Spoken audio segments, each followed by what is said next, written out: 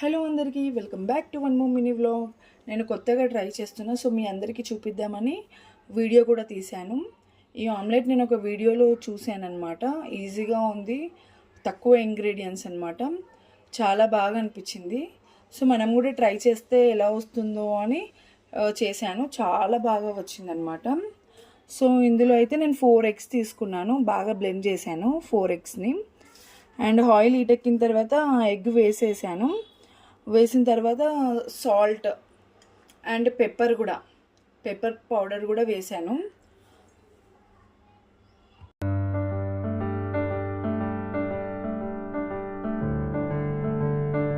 Same అందరూ ఎలా omelette వేసుకుంటారో అలానే అనమాట.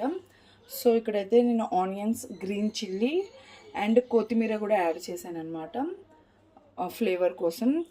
చాలా బాగా వచ్చింది ఆమ్లెట్ అయితే.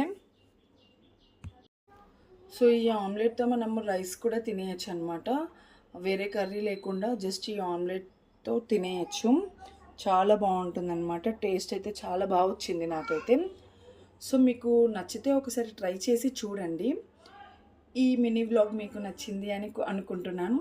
So please do subscribe, like, share and comment. Thank you for watching.